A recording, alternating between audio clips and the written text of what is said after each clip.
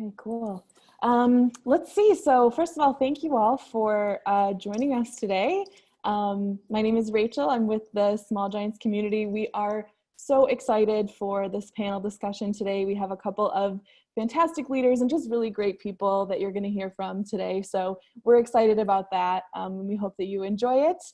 Before we jump into that specifically though, just a couple of housekeeping things. So we would love to see all of you. So if you are willing, go ahead and turn on your camera. It just makes it a really warm and human experience. We encourage questions throughout, so feel free to chat them to us. So I have my colleagues Hamza and Jillian here with us today, and I'll introduce Paul in just a second, but we're all from the Small Giants community. So we'll check out the chat. If you have your video on, you can just wave your hand or raise it like an old school classroom, and we'll keep an eye on that, and I can call on you that way. I think that's it for housekeeping stuff. So with that, I'm going to turn it over to the Small Giants community co-founder, Paul Spiegelman, to get us started. Thank you, Rachel, and good day, everybody. Good to see you. Good to see some familiar faces and some we haven't met before. I'm Paul Spiegelman, and I am a co-founder of the Small Giants community. Just my honor today to get the opportunity to talk with two graduates of our Small Giants Leadership Academy, Leslie and Tori, and we'll get to them in just a minute. Because it's really about their journey. And I know we have some folks on the call that have actually registered for the Leadership Academy coming up in October. So if you're one of those people, welcome. You'll get a little glimpse into the program here. If you're not familiar with the program at all, or this was just interesting, we welcome you as well to learn about our journey in coming up with the Leadership Academy. And so I thought what I'd do is I'd share just for a couple moments how the genesis of the Leadership Academy, where did this come from? Hopefully most of you are familiar with the Small Giants community. The community I founded about 2010, along with Bo Burlingham, who wrote the book, Small Giants, Companies That Choose to Be Great Instead of Big. Hopefully most, if not all of you have read that book. And it was a book that really motivated me when I first read it in 2007 and talked about these privately held companies who had made this choice to be great instead of big. We all wanted to grow, but we wanted to grow with purpose and values, and we wanted to lead a certain way, and identified with that book so much that I wrote a blind email to Bo, who didn't know me, and encouraged him to work with me to set up a community so I could meet other people like this. I wanted to find like-minded, or what we call like-hearted people who felt that we wanted to run our businesses a certain way. And Bo wrote a beautiful foreword for my first book. We became friends, and after a couple of years, we decided to start the Small Giants community. And originally, it was really a community of founders and CEOs mostly. And we had our annual conference, our annual summit, where we brought together leaders from all over the world who had this filter around how they wanted to lead their lives and lead their businesses. And so it just became this very close group of people who felt that building great cultures, building a wonderful sense of community within their businesses, focusing on service, focusing on this multi-stakeholder approach to business was unique. And yet we didn't all know how to do it. And so we wanted to talk to other people and learn, how are you doing it? How are you doing it? What are those practical tools and tips we could use on a regular basis to live and work as purpose-driven leaders? And so along the way, we added some other features to our program. We started something called the Passport Program, where we went and visited Small Giants type companies, went behind the scenes, learned what those leaders did. And ultimately, those founders and CEOs started to introduce other people in their businesses to the Small Giants community, what we call the next gen, or the bench, those people that aren't necessarily the founder, the CEO, but are the next generation of leaders. And we started to see this tremendous passion that came from these people that really adhered to these tenets, but even more wanted to soak up what to do, because many grew up, many of you might identify with kind of growing up in leadership and learning maybe a different way to lead, maybe more command and control. We just kind of tell them what to do. Maybe we grew up as a great worker, became a manager, then a leader, and we weren't always taught exactly how to lead. And so we saw a great opportunity with these next gen leaders who started coming to our events. And a couple of years ago, we launched the Small Giants Leadership Academy. And the Academy's goal, in addition to creating great leaders, was to see that these practices survive in companies long term. Because the reason we developed the community was not just to develop relationships with other leaders, but we believe that this is a sustainable way to do business, and it should survive the founder, should survive the owner. And the only way that's going to happen is if it's taught and genuinely implemented and executed by people that are responsible for running that business on a day-to-day basis. And so we saw an opportunity with the next gen leaders to really launch the Leadership Academy. And we do have some founders and CEOs in the Leadership Academy. So if you're in that category, we obviously welcome you as well. But we found that the majority of people that are doing this are those that are in other positions somewhere below that owner CEO level, and find that they're able to look inside, become a different leader personally, develop the confidence to establish new programs, take those programs, help bring them to the company, help teach other leaders in the company, and again, see these practices sustain over time. So the Academy is a 12-month, it's a 1-year certification program. Most of it's virtual. We, in normal times, would get together twice in person, once being at our annual summit. So we're hoping as soon as we're able to get people back in person that we'll continue that. But we've been able to do it virtually this year with great success. The group we're recruiting for in October will be our 3rd year of the Leadership Academy, our 5th and 6th actual cohorts. And so I don't want to talk more about the details of the Academy. You'll be able to ask some questions at the end or after this. The bulk of the time today is really about people that have gone through it. And I'm just so happy to have Leslie DeMent and Tori Carter, who are graduates of our 1st year program.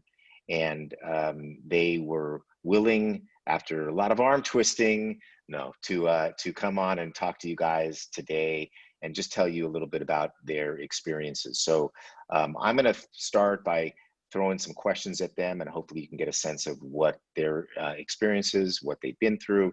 But please, as you have questions, send them in through the chat. We'll get to them, and we have plenty of time at the end for kind of Q&A about them or about the program. So, so first, to Leslie and Tori, I want to just welcome you and have you just do a quick introduction so that we know you a little bit more, what your current role is, what you do today, and then we'll get into the Academy a little bit after that. So Leslie, let's start with you. Hi, everybody. It's great to see all of you. So my role is the Managing Director of Tailwind, and Tailwind is a performance marketing agency. And my specific role is I basically run the business. And so I'm responsible for happy employees, happy clients, a profitable organization, and innovation and growth. I also have a parent company called Audacious Studios, and I have 3 other sister agencies. And those sister agencies, I also have counterparts that run the agencies, but my co-founders are at the parent company where I line up to. So the part that the marketing agency that you run, talk a little bit about what does that mean? There's marketing means so many different things, and then scope of size. How many employees in your little group, maybe revenue, that kind of thing. Yeah, so we have 13 total employees on Tailwind. And performance marketing for us is how do we drive online success through channels such as like paid media or search engine optimization. So clients hire us to drive revenue and profits on digital perspectives. So we run about, our adjusted gross income is, around like 2.5 million annually. And I would just say for this year, we are projected to meet and exceed that, which is really exciting given the times. Yeah, fantastic. All right, Tori, why don't you do the same? Introduce yourself. I know that you are going to be starting a new role, which we're very excited to hear about. We'll hear about that a little bit later, but talk about the role that you're still in and that you've been in and were in during the whole Leadership Academy. Sure. First, hello, everyone. Good morning, good afternoon, depending on where you are in the country. My name is Tori Carter-Canine. I'm the Chief Operating Officer of the American Immigration Lawyers Association. And it's an organization that basically has sort of a two-part mission. One is to promote fair and just immigration law and policy, U.S. American law, immigration law. Of course, there's a truck that's passing by as soon as I start talking, so hopefully you can still hear me. And the other part is to elevate the practice of immigration law. And so we have about 16,000 members of the organization. And we provide educational content, continuous learning. So for example, when policy changes happen at the federal or local level, our organization does policy briefings, updates, and helps our members understand how it affects their practices so that they can manage and respond to those changes to run a successful business or successful practice. We have about 70 to 75 employees, depending on the pandemic or not. I directly oversee about 3/4 of those. And as a Chief Operating Officer, as many of you probably know, there's not much of the organization that I don't touch or have some involvement in, which actually makes it fun and interesting for me. So I'm happy to be here, and I loved the fact that I'm now a small giant. Now, wait, you said you oversee 3/4 of the 70 people directly. Now, they don't all report to you. No, sir. Okay. God, no. All right. I just want to make sure. Okay. All right. So let's go back to now almost 2 years ago when you somehow heard about Small Giants, somehow heard about the Leadership Academy. Leslie, talk about why you enrolled and then maybe what your expectations were going in. Sure. So it goes back to, I think 2012, Bo had spoken at one of our client events called Be on the Lookout. And after that, I read the book and it just resonated. I loved everything that was in the contents of that. And 3 years ago, I was looking for a leadership program and happened again back to the Small Giants. And just talking to Himsa about what you all were creating with the Academy, it was just something that I was craving for. And, what I loved the book, I loved the why, but for me, what was lacking was the how. And to take some concepts of something that I really believed in and to give me more tactical tools and to really live into my why was absolutely something that I wanted to do. And so that was really my expectations, where how can I get something in my toolkit so I can grow personally as a leader, but also how I can grow my team and to continue to bring people up within the organization. Did you have anybody else in the company you had to talk to in order to participate, or was it just a decision you were able to make? My co-founders have always supported leadership and cohort style of groups. And so that was already accepted and we had agreed to that I would do it. And so when I found this one, I just pulled the trigger. Easy. Tori, how about you? It sounds familiar a little bit, the pull the trigger part. Just do it, right? Yeah. So I had a slightly different experience of learning about Small Giants community. I learned about it from a person who's actually one of these Brady Bunch squares on the screen, Tom McCrary, who I reached out to help us do some marketing work originally. And I was talking to him at one of our check-ins doing an update, and I was sharing with him that I've been looking for a professional development opportunity because um, I'm just a huge proponent of continuous learning. So grad school happened and finished, but I wanted to, as a professional, you always want to learn and grow and figure out what are other professionals doing and how are they approaching some similar problems. And so each year I would try to do some sort of professional development activity. And I was telling him about this, and he was explaining to me, oh, well, there's this interesting, first he gave me the book. He gave me the Small Giants book. And I read that, and I thought, this is fascinating. And then we talked about it a little bit. And then he said, oh, by the way, you should talk to HEMSA. They run this great, interesting academy, year-long, which all these things are sort of like year-long program is what I was really looking for. It's an interesting cohort. And he was explaining to me what we talked more about, the purpose-driven leadership philosophy. And so I reached out to HEMSA, and we had a great conversation. We immediately hit it off. And I felt like if that's the person who is explaining and talking about this program, if I can get that sort of relationship with my cohort and sort of walk away with even that sort of experience, because she was really living out what it meant to be a purpose-driven leader throughout the conversation while she was explaining it to me, the program to me. And so much like Leslie just said, once I sort of got that sort of hit, so to speak, I immediately signed up for it and was all in. I drank the Kool-Aid and got drunk really, really fast. Did either of you have certain expectations about, the amount of work it was going to be, or were worried about it kind of going in? Because you were our guinea pigs, actually. You were part of the first groups that we did this with. So what kind of, fears or expectations did you have going in? Leslie? I think for me, I knew there was going to be homework. We'd have the meeting with our buddies, but I knew that I would have to bring a level of commitment with my time because the homework really is what you put into it. And so it was more about like what I was willing to do for that time, because it could have been a significant portion. It could have been a very small part of my day, but that wouldn't have been why I signed up for it in the first place. So the good answer is a little time commitment. Yeah. But. Yeah. I totally agree. I mean, the good news is that HEMSA was really straightforward at the beginning about the amount of time that she anticipated.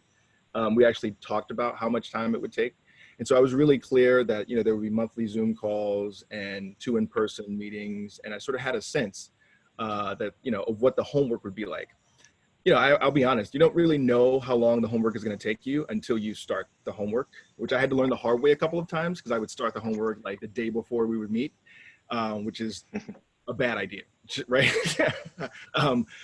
But once you sort of get your sea legs in the program and you go through a month or two and you kind of understand that, it's not just sort of, sort of a quick sort of checking the box or doing one small part of an assignment. It's actually it's a comprehensive exercise, and it's multifaceted. You have articles you have to read, you have activities that you have to sort of write out and think about it. So it's not meant to be a quick sort of run through, right? It's supposed to sort of make you think and challenge your assumptions about leadership. And so once I sort of wrap my head around that, I plan better because, as Leslie mentioned, you get out of it what you put into it. And so the homework really turned into this really interesting glue between the meetings. And so you would do homework before the meeting to prepare for the meeting. And then afterwards, you could kind of go back and revisit what you did based on what you learned from the Zoom discussions each month. And so it was well worth the time commitment, but, being the guinea pig, you don't really know what's involved until you kind of do it a couple of times, but it was well worth it. Yeah, well, we didn't know either. So, but I think your point was a really good one, that you get out of it what you put into it, right? Because it's not like you're getting graded on every article you read, or if you skip one, anybody's calling you out. It's not about that. You guys obviously joined because you wanted to commit to learn and knew that was going to take at least some time, and you wanted to get as much out of it for the commitment that you were putting into it. So that's really great. I want to go to kind of takeaways. You know, you go through this year program, we've got guest speakers that are coming and teaching various aspects of purpose and values driven leadership, a lot of tactical work there. You've got these couple in person, you know, at the summit and then our graduation. As I mentioned earlier, our goal was to really foster personal growth as well as implementation of ideas in the company so that it would sustain over time. So Leslie, talk about, just from a personal standpoint, what were some takeaways that you had from the program? And by the way, you know, anybody that wants to ask a question, go ahead and throw it in the chat and we'll make sure to get to it. So Leslie, talk about personal takeaways.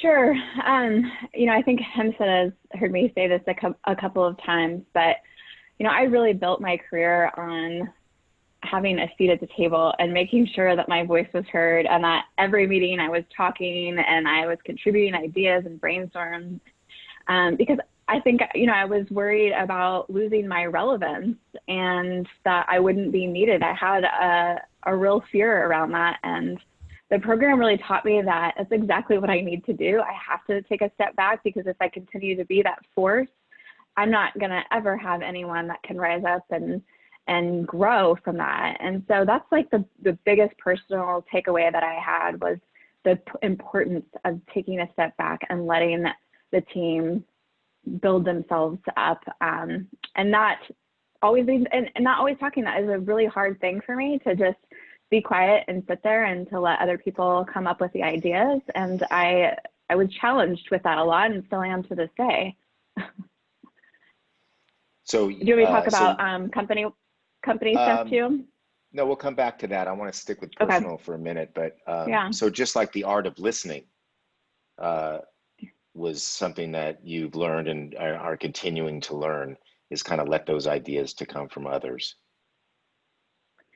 Absolutely. Listening, and with your whole heart, actually listening with a purpose, not just listening to respond, which I think is a habit that I had fallen into, but listening to really understand and not just take action.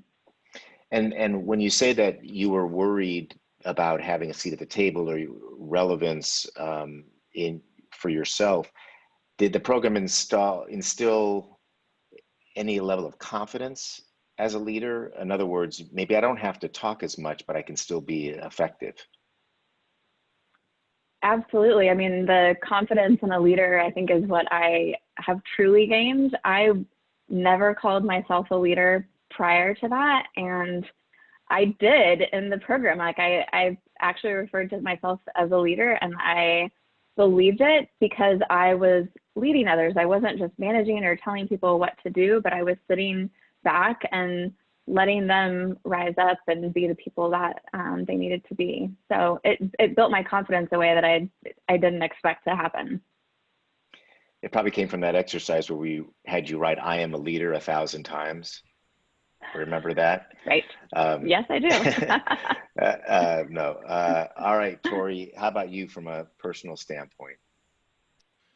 I mean, there are a few, but I think the one that I'll share, because I agree with Leslie wholeheartedly. I mean, learning how to listen has been a huge takeaway. But the other takeaway that I'll point to is it actually happened at the end of the program. And it was a new concept that you guys introduced that I'd never heard of, called followership.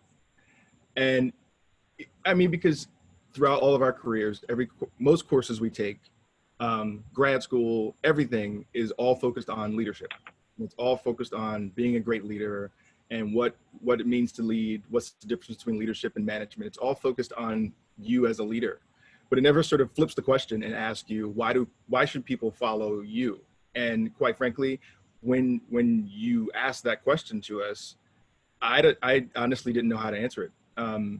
It's pretty jarring to think about why to flip it on its coin and talk about followership, because then it really becomes about like what you are putting out for your team, and what they are gravitating towards. And so all the things about listening and understanding that people bring their entire selves to work every day, and that they can't just turn off their professional and personal lives, that all of that comes to work, and you have to sort of value that whole person.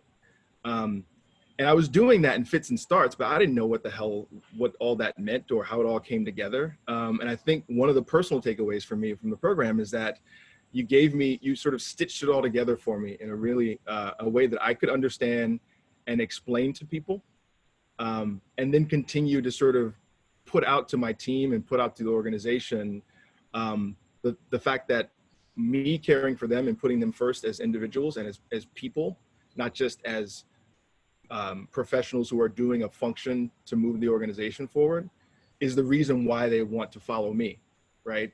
Because that's a different way of thinking about leadership. And so for me, that was sort of game changing. Throughout the program, I learned very practical things along the way. But for me, for that to be the capstone, and to still at the end to sort of come to that sort of understanding that not only is it not about me, it's about what I'm doing for my team, was by far the most sort of profound takeaway for me. So it kind of connected all the dots for you. Good. So Tori, go ahead and continue on the company side. Were there things that you learned specifically that you could bring back and share with the team? And I'll say that, that's not always easy, right? Depending on where you sit in the organization, depending on what support that you have. We've had students whose leaders maybe didn't really believe themselves, in this stuff, and thought maybe some of the Small Giants philosophies are soft, right? And maybe not aligned with them. So I don't know what you guys have experienced, but we hope that part of what you got was the ability to learn how to influence others, including peers, or if you had a boss, bosses in the organization. But what were you able to see, if any, from a company standpoint that you could put your stamp on from the academy, Tori? There are a couple of things, but I'll specifically talk about visioning. I learned about visioning through the Small Giants community, and I took that sort of education and understanding about visioning and introduced it to my boss, who was a bit of a skeptic, I think is safe to say, about visioning and the whole exercise of painting a picture of the future and then moving towards it. He gets strategic planning, and everyone in the organization, the boards, kind of understand strategic planning as a concept, but visioning is something different, right? And but I was able to introduce that to him, and I had enough influence with him to get him to actually do a visioning exercise. And then after he did it, he believed in it, and we shared it with the board. So then the board did a visioning exercise. So we got them thinking about the future of the organization in a very, very different way, in a much more long-term, high-level way. So that was absolutely a practical thing that I was able to take from the community and actually implement. And then the other thing I would mention is, we all talk about culture, and every organization has a culture. And you mentioned earlier a command and control culture. And so most organizations think they understand what culture means. But it's a different thing to sort of nurture it and have it live and exist throughout the organization. And I think that we were able to bring some really practical examples of how to sort of live and breathe our culture. We created a set of values after I took the program. And one little thing that one of my, I think, is it Atomic, what's the name of the organization, Hamza? Atomic Objects. Yes. So a very practical thing, right? These little coins that they created with the values on it. I did that with my company based on our values, and I started handing them out to people randomly when they sort of had did a great job, or when they sort of had a rock star moment. And it was, at first people were like, you get the eye roll, right? But then people actually sort of were saying why'd you get one and I didn't get one, kind of thing. And so it just became this really sort of thing that was sort of indoctrinated and spread throughout our culture. And it's just a practical small thing that I never would have thought of. So those are just two examples. No, well, those are two great ones. I mean, you speak to something really big, which is visioning, and that's really the first session we have, because it's the foundation of everything about vision, values, purpose in business. Sometimes I'm even personally surprised that companies that participate have not even tried or gone anywhere near that kind of exercise before. And I personally believe you can't really succeed in your company and truly be a small giant type company without it. So that's where we start. And so you were able to bring that exercise back, do it with the leaders of the company, do it with the board. Also interesting that you're an association. So if it's a nonprofit versus a for-profit, really doesn't matter. Nonprofits can be more dysfunctional than for-profits and harder to manage, right? Based on where people are coming to it. And then you went all the way to the other extreme, which is, I learned this really cool thing where I could just take a coin and reward and recognize people in the organization, because one of our teachers showed us practically what they did in their company. And that's something that Bo and I have always talked about Small Giants, is that it's really about these small things that we do that are very practical tips that are the most impactful of the practices of being a small giant. And that's what we have so many people who come to, whether it's the academy or to Small Giants, and they'll say, I get this. I've heard about this kind of leadership. I've heard about these kind of companies. I resonate with it, but I don't know how to do it. Just tell me how to do it, soup to nuts. And that's really what this is all about. So those are great, great examples. How about you, Leslie? Yeah, I would start on the vision and values. That was very familiar material for me and the organization. And when we evolved from a larger agency to this smaller one about 5 years ago, and we put together values, and they were there and no one really knew about them. And that was such a pivotal thing for us, is to have values guide everything that we do, the people that we hire, the clients that we work with, how we show up and work with one another. So going through those exercises was really pivotal for us. And having a purpose, we had mission statements, we'd had value propositions, but we never had our why. And it's a very simple why that resonates with every single one of my team members, of why we get out of bed and why we do what we do. And I took, from a very tactical standpoint, we did a shared values with the Leadership Academy, where we all presented our values to one another. And it was amazing to see the common values with the group. And so I was able just to take a very simple template and bring it out to the team. We all share them. That's part of our new hire onboarding process. And now the team is the one that are saying, isn't it crazy how we all have very similar values to one another, and we think like each other, and now these are really coming to life, and the way that we talk, and it's just been a big change that we had never had across Tailwind. And I would say the second thing is absolutely culture. We deal a lot with data, so we're like the nerds, and we didn't have much of an identity. And I would say, over the last year and a half, our culture has completely shifted, where our sister agencies are taking notice, and they're asking, like, what are you guys doing? I have employees that are telling me that they want to work at Tailwind. And we were not the fun company before. It was, the other agencies that people were like, oh, that they're so cool. And now it's us, and people want to be there. And they're like, how are you guys doing that? What are you doing that's different? And what is this culture? It's so great. And we are having so much fun. And I would say that it's like such a pivotal thing, because people want to be there. They want to succeed. They want to collaborate. It's not just a thing that we say that we collaborate. It truly happens, and it even happens in a digital world. And it's been so amazing to see that culture happen. And everyone's been asking me what I've done. And I'm like, I've gotten out of the way. I'm not in the way of culture. I'm not trying to make it happen from top down, like give the space for it to happen. And it has just been born from every single person within the organization. And I'm so proud of it. It's been transformational. I love how your unit, or of the overall business, is now the envy of the group. They all want to know how you did it. So that's just awesome to hear. I don't know if this was... Before you go into the next one, I wanted to see, can I pose a question that came in from the group? Oh, sure. So Lee had a question for Leslie and Tori, and Lee, I have to mention, is part of our new cohorts that we are launching in October. So we have a couple of class of 2021 represented here today. It's good to see you guys. But Lee asked, having completed the academy, what do you wish you would have known or done differently before beginning the academy to enhance the experience? And let's start with Tori here. Well, that's a good one. I'll say the first thing that comes to mind, which is really take advantage of your buddy.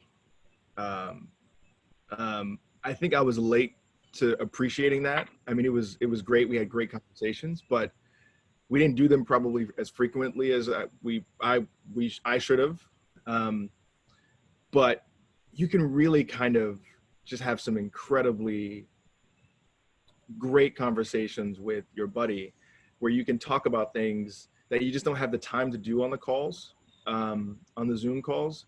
It's more personal. You can kind of really get down to the root of problems. You can kind of develop an even more trusting relationship with your buddy, and share some of the things you're struggling with, both personally and with your organization. And it's just really good to have a person who comes at the problem with the similar kind of, with the small giants sort of mentality, but may have a very different perspective to give you advice. And so I would say immediately just sort of reach out to your buddy and establish that relationship and just sort of lean on that throughout the whole program and beyond. I mean, I still talk to my buddies now, but it took me a while to sort of really get to that place where I was like, oh yeah, I should just call Josh and ask him, and so do that sooner rather than later would be my recommendation. Yeah, and you get assigned a buddy at the very beginning of the program. So we definitely want you to have those relationships built. And that's a question I wanted to ask both of you, is about relationships. It may not have been the main reason you joined, but you obviously did so with a cohort and alongside another cohort and people that you met at somewhere along the lines of the program. What did that do, if anything, for you in terms of developing relationships during the program and some that might last past the program? And did that give you any other insight into the overall community, the Small Giants community, and those relationships? So Leslie, talk about that for a minute. Yeah, I have to admit that I was skeptical about a virtual group and trying to figure out how to develop relationships deep with someone that is over a video call. And I could not have been more wrong. And that goes for everybody that was really in my cohort. What Tori just said about your buddy is so pivotal. And my buddy is here. Sabrina is joining us, and we talk every month. We have a meeting actually today on the calendar that we've just kept going because we can connect and talk about some of the challenges that we have. And so that is a true testament of the relationships that you can build 3 years later, and we still have those connections. I had someone in my cohort that reached out last week. He's kind of at a career crossroads and just wanted to talk. And so we've developed friendships that we can have open conversations with. And it's been so incredibly valuable, especially people that are in similar roles and you're going through the same things and you don't have that, ability to talk about that within your organization, but you have somewhere, an outlet that you can really talk about some of the challenges that you're having. And from the Small Giant community, not having been a part of it before the academy, going to the summit last year was overwhelming. I've never been to a conference of that size where I immediately connected with complete strangers in a really deep and meaningful way. I mean, the community and the people are just so incredibly unique. And, I know that there's 2 cohorts this year. We had 2 cohorts. Tori was not in mine. When Tori and I met, we instantly connected, and it's been so amazing to even build that relationship with someone that is a part of the group too. So it's been amazing. How about you, Tori? Ditto. That speaks to the relationships. That's awesome. I want to ask you guys each just a question more on a personal, kind of my last question, but a little bit more personally, because each of you has shared and been part of challenges, you know, as part of the pandemic. Tori, we've had the whole Black Lives Matter movement that's taken center stage as a result of the George Floyd murder. You're an African American leader in a company, and it certainly hit me personally that we need to be asking ourselves different questions in our lives and in our businesses, not so much checking the box around diversity or having minorities in our companies, but just understanding what it's like to be an African American or a minority working in a business. And look what you have done. You have grown to be the COO of this company and continuing to move on into a new role. What kind of challenges have you had as a Black American to, you know, in terms of your leadership journey? Well, how much time do you have, Paul? About 2 minutes. Yeah, 2 minutes. All right. So that's a really good question. And the good news is that more people are asking that question now than they have before. I'll answer it with 2 words, and I'll give you a short story. So the 2 words I would describe is what it's like being a sort of black male executive in my role, the type of role that I have. It's incredibly lonely, and it is incredibly exhausting. And here's just a little example of why, of both. So before the pandemic, I went to a conference with 2 of my colleagues. It was back in January, I believe. It was a immigration technology, a legal technology conference. And we had a meeting with a particular vendor that was scheduled. So it was 3 people from another company sort of pitching their services to us. And it was myself and 2 of my colleagues. Now I'm gonna give you gender and race because it's relevant. So the 3 of us, I'm the only Black male. The other 2 colleagues were white men. The 3 people that were pitching us were 3 white women. And I'm both of these guys' bosses, right? So I'm the most senior person in the group from ALA. We sit down, and immediately, and this is something that happens so often, and it is the most off-putting thing that happens, and it's so subtle. But we sit down and we start talking, and the entire time, both body position and eye contact was consistently and immediately to the 2 white men. It was like, and I'm sitting like almost in the middle, right? So you can't really not, you have to literally pan over me to not sort of see me. And it's something that when that happens, I immediately pick up on. And it's lonely because there are not a lot of people who can really understand what that feels like.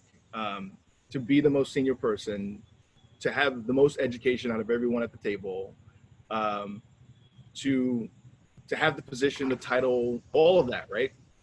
And to still be in a room with people or in a meeting where the person who wants you to say yes won't even look you in the eye. And is more comfortable looking the two white guys in the eye who work for you, right? And it's lonely for that reason, but it's exhausting because I recently read a book called Between the World and Me by Tahani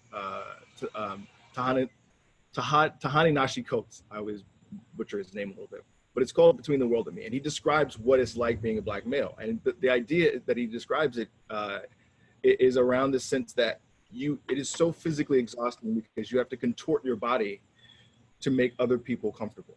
So in that moment where these people are pitching ideas to us, wanting me to get to yes, I can see that they're not sort of recognizing me as the decision maker, but I can't show it. You know, I have to remain professional. I have to maintain my smile and my posture and my body position. And I still have to be inviting to these people who are being passively dismissive to me, right? And that happens all of the time. And so it's exhausting and it's lonely. Yeah, thank you for sharing. And we've got to just listen so much more. We just don't know, you know, and it really taught me that we need to be asking that question a lot, and then devising how we lead and who we hire, and what it's like to, whether it's being a leader or it's working within a company. How do we make how do we lead in a small giants way with compassion and values, regardless of what's on the surface like that. So I give you tremendous credit for continuing to go through that, and obviously congratulations for all the success you've had. Leslie, you are a working mom, and you shared that challenge with the cohort. Part of what we do in the group is we share some real-time challenges that people are having, and we kind of crowdsource and try to come up with solutions and everything. But what's that been like for you as a working mom growing in that leadership journey? Yeah, obviously recently I've had 3 full-time jobs, and there's a reason that we have to choose to be a stay-at-home mom or a worker. And so that has presented its own slew of challenges. And I think at the end of the day, this, last few months could have put me at a major career crossroads had I not been with an organization that our values align. I came from the corporate world, and I was so tired of just being a number and not really understanding how I fit in or what the values even of that organization were. And so, I've been with this one for 10 years, and it's made me fiercely loyal. But had I not had that values alignment, I would not have been able to survive this last few months. And it's really about the whole person. I'm not just a full-time worker, but I am a mom, and I share that, and I share the challenges that I have because it's received, and we're all going through it together. I've been able to make some really incredible bonds with people that I wouldn't have otherwise, because we have the same shared experiences. And I'm certainly not alone. We're all going through having to do all these things, but I haven't had to make a choice.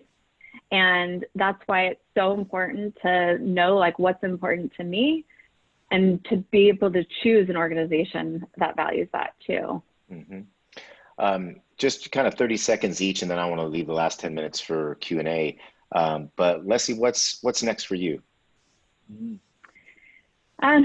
It's always growth. One of my values is growth, and that is continuing to be a thing. When I was younger, I did not understand that leadership was a journey. I always thought it was a destination. You check that off your box, you're good to go. It is not.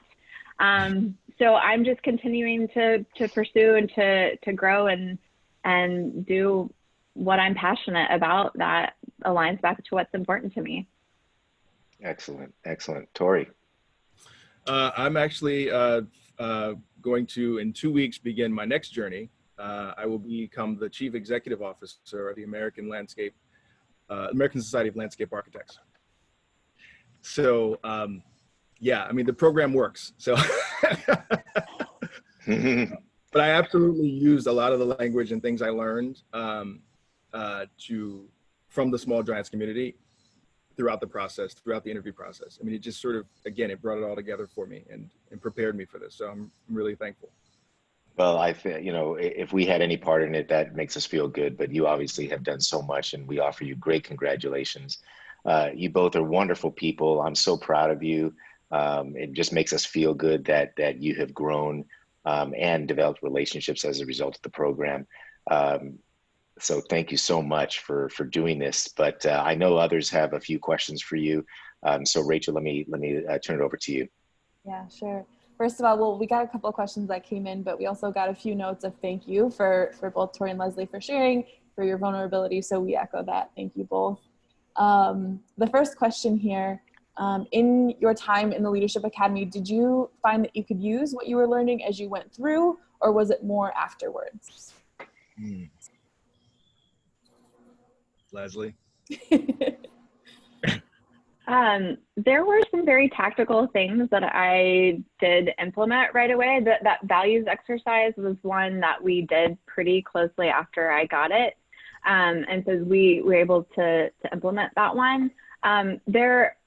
What Tori had mentioned earlier about homework, you could check the box, you could do the homework, but it takes a lot of mental capacity and how does it fit in and what's existing. And so there are some things that if you can get past those mental roadblocks and get to solving and solutions, you have a lot of the tools that they're going to provide with their curriculum that you can go ahead and go implement. So they're like short-term quick wins, as well as obviously longer-term visioning exercises that you would take back. Anything to add there, Tori? The one thing that I can think of that I did along the way, almost immediately after being introduced to it, was the values work. I think that comes fairly early in the program, right? And so, by the time we were finished with the program, I'd finished our values. So there were other things that came at the end, as Leslie mentioned, but that was when I certainly jumped right on and implemented right away. Awesome, thank you, and thank you for the question. Another one here, how do you see this program impacting you or your organization long-term? So we talked about some immediate next steps for both of you in terms of what's next, but what about for the longer term? And I'll go to you, Tori, for this one first. I think, it makes me feel okay leaving, right? I feel like I'm leaving the organization with some really good systems in place of how to operate differently. And so I'm not leaving and worried about like, I have no concern that, for instance, that they are going to just drop their values, right? They live and breathe those values now in a way that they just didn't before. They won't go back to a command and control culture. So I'm confident that the work that we did, the things, the sort of practical operating systems, if you will, that I sort of rolled into the organization have a life that will exist long after I'm gone. So yeah, it's real stuff, right? It's not just sort of flowery kind of, as Paul mentioned, theory kind of thing. It's actual practical changes that the organization has made that will last. How about you, Leslie?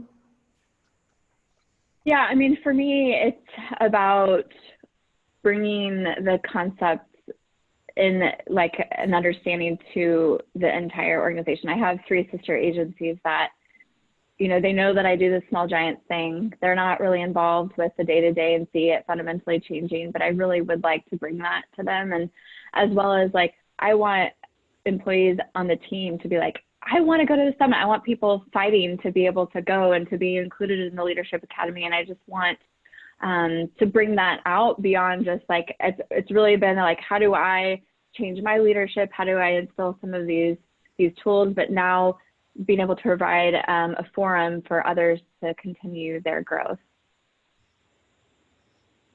This one came in, this is specifically for you, Tori. Bill is curious if you are experienced or trained in architecture, or was your appointment because of your leadership? And I love, it's a perfect background behind you for this question too, because it's beautiful. What makes you ask? No, I actually have no professional background in landscape architecture. And I think, it was interesting because that was obviously one of my first questions, right? And I wanted to make sure that they were comfortable with a person leading their organization that was not a landscape architect. And it said a lot about their interest in change and their interest in innovation and having a fresh set of eyes and new leadership. So I think if you were to ask the executive committee of the board why, I think they probably would say leadership. I know that they wouldn't say landscape architecture background. That's awesome. Okay, let's see. Let's do one more here, and this will be for both of you. What is something you were the most surprised that you learned throughout your year in the Leadership Academy? And Leslie, I'm going to throw it to you first. Of course you are.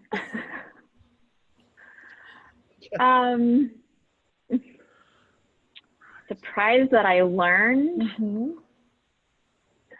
I'm going to go back to the relationships. I think I discovered this amazing community and people that connect in a very unique way that I didn't really know existed. And so I was very surprised to have found that, and to now that is my network and those are my people, and I have people that I can call on that I previously didn't. And that's just so much value personally and professionally. Awesome. How about you, Tori? It's probably the same. I'm surprised that I still have relationships with the people in my cohort from, 18 months ago or 2 years ago. That's pretty shocking, because I don't even talk to people who are in my MBA program anymore. So it's I agree with Leslie. It's unique sort of program to have that relationship last. That's wonderful. We're thrilled to hear that.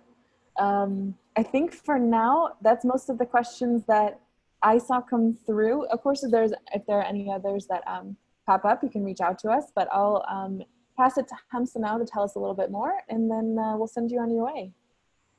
All right. Thank you, Leslie and Tori. It was wonderful to hear from you. So the program is starting this October. So this is perfect timing. There's actually a few of the participants who are on the call today. So we're really excited in preparing them. We're going to have a few different connections with them and getting them ready for October. So it is a virtual launch this October.